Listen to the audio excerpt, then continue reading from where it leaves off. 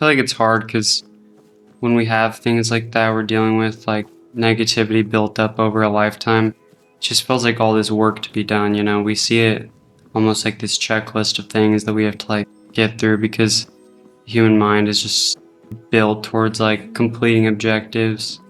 Like part of the reason why I don't put more effort into like capitulation or working myself or healing is because it's just like one of those things that I add to the checklist when I have enough energy. I'm like, oh, I'm like on a good cycle. I should start working out and learning Spanish, and oh, like I should add a recapitulation to that list. But anytime I don't have a lot of energy or I'm not on a good cycle, it's like not on my list, That list is just like, I don't know, dopamine. Yeah, I'm the opposite. I'm like always reflecting, always doing the inner work because I can't even avoid it at this point.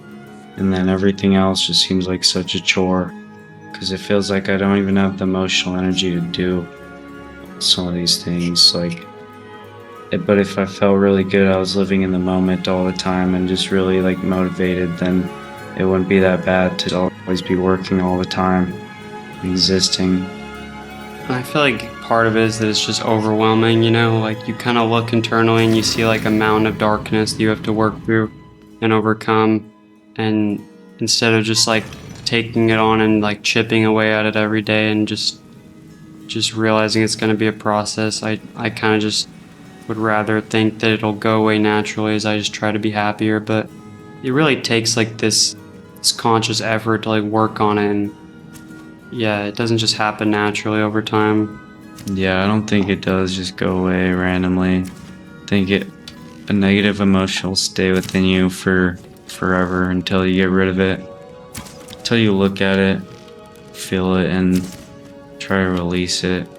Most people probably like don't even realize that they have that within them. Like they probably don't even realize that anything that happened in the past is affecting them that much, even if it was like yesterday. Well, a lot of things you just don't remember, like genuinely, Yeah. and you don't realize it still affect you.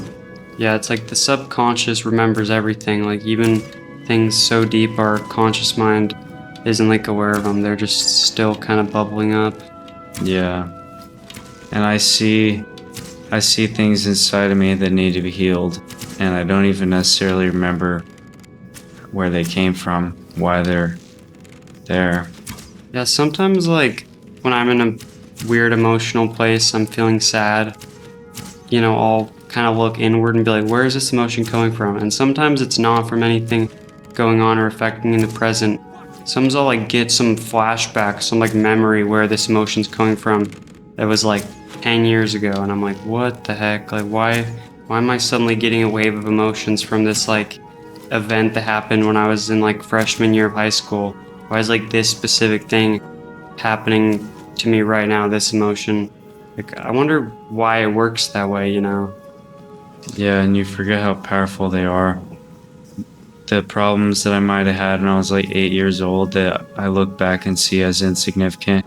Like that dude, that little kid was like heartbroken or whatever. Like he was devastated like for weeks about this thing that happened. And although now I can't really relate to that, that was it really traumatizing. Like all that emotion that happened, that was experienced, I think it just gets stored within the subconscious mind and just never leaves. Yeah. Until you like shine more light on it and get it out of there, understand it more, recategorize it. And it's sort of like, it's how you respond to that event that really makes the difference. Because some events that might seem like significant, I don't actually feel like are affecting me that much because at the time I chose not to take on any of that negativity surrounding it, It's sort of like why that like stoic mindset is so good for you, because it really helps you from, getting this like trauma that builds up over time. Like certain memories, like with the divorce, like that stuff's not affecting me that much because, I was a kid and I was at a point where I responded to things in a somewhat okay way. It's really like things later, like with, the marriage, you know what I mean? Like with the step family and all that, that stuff I feel like affects me a lot more. Yeah, it's important how you choose to react in the moment, and then it's important to go after the fact and try to make the most of the memory. I remember my therapist used to always tell me to like recategorize my memories. Like, how come you have to remember that as a bad thing? And I'm like, that's interesting. Like, if every single thing that I ever went through is all of a sudden a good thing, then maybe I'll be happier, more motivated in the morning to get out of the bed and face the day. Yeah, and it's crazy we have that ability to recapitulate like that. Like, if you think about it, my therapist actually said something similar, which is funny. He said, like, with the perspective you have now, you wouldn't have reacted emotionally to those events in the past. So he says, like, when you go back and you look at those old events, through the lens of your old perspective, there's this negativity and negative emotion surrounded. But if you reflect on it now with your new perspective, the negativity isn't so clear because you're more aware of all the circumstances. Like with certain events where people have been really rude to me in the past, at the time, I couldn't see why they were acting the way they were, and I took it as malevolence, and it really hurt me.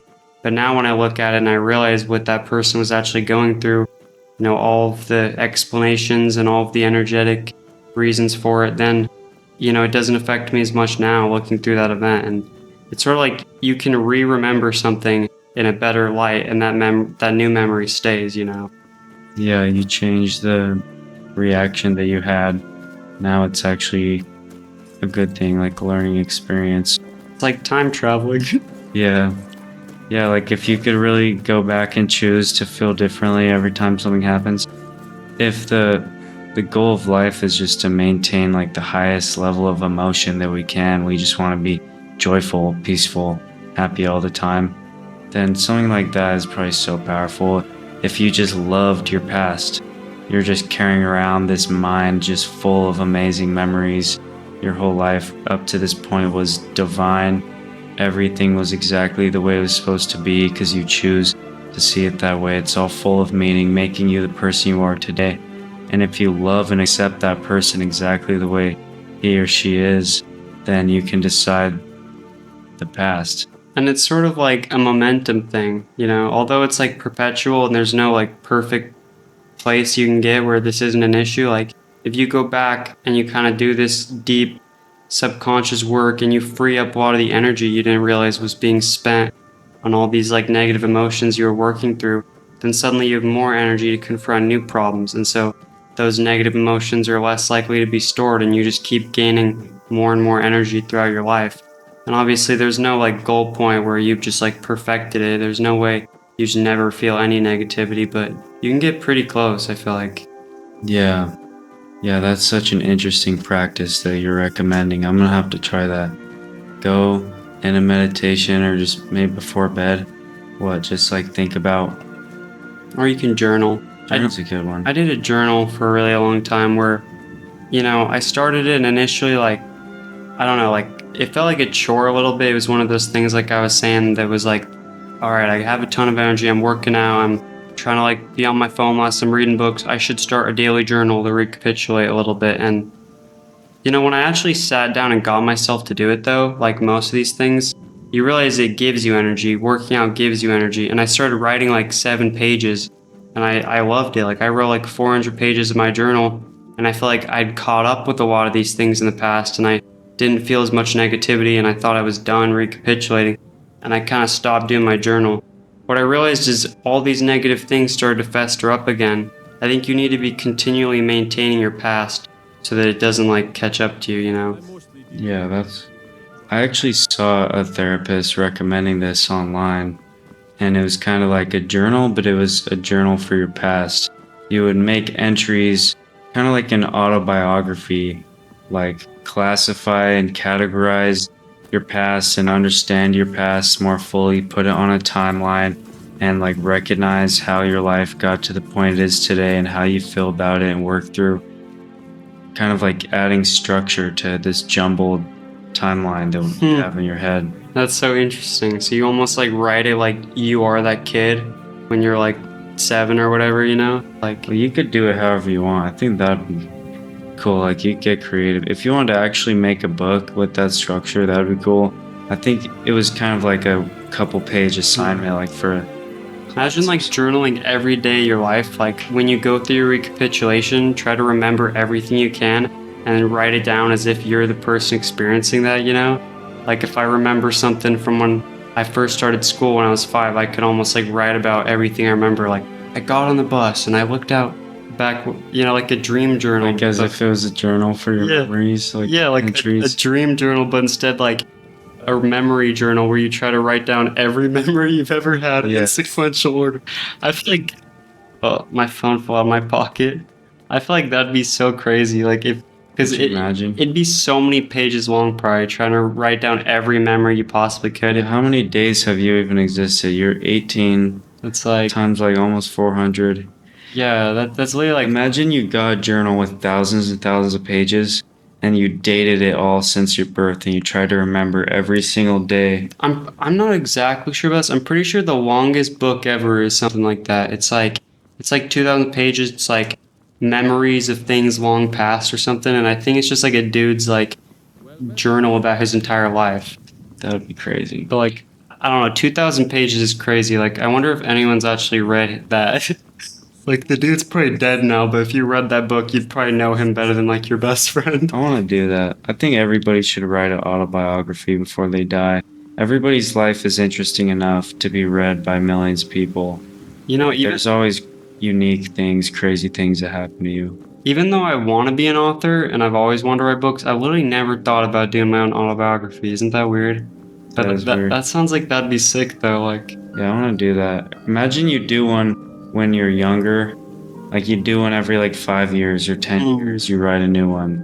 it'd be sick. Because it would always change. Like you might think that who you are today is for this reason, and then further down the road when you're like 2 times older, you're like, actually it was leading up to this the whole time, and like this is the Yeah. master's state, and so you know it's always evolving. That's so beautiful because that's totally true about life. I feel like the older I get, the more I realize like I couldn't see it at the time, but there's like a clear path for where I am now, and it feels like it was all leading to that point. There's almost like this perfect like creation and balance of the universe when it comes to our life paths. Like I can almost look back and be like, this event caused this event, which caused this event, and you know the only reason I'm in this place I'm at now, especially if it's a good place, is because of this. And you just almost feel grateful because it's like there was so much outside of my control. It almost feels like destiny. I don't know if I believe in destiny completely, but I think there is some element of that. I think that's an important tool when you're recapitulating, looking into your past and adding meaning to all these things. Because like I was saying, if you accept yourself, you learn to accept yourself unconditionally, then you can say for sure that every single thing that happened leading up to this point was to make you who you are today. Yeah. That's a beautiful thing. Like nothing that ever happens to you is in vain or for no reason.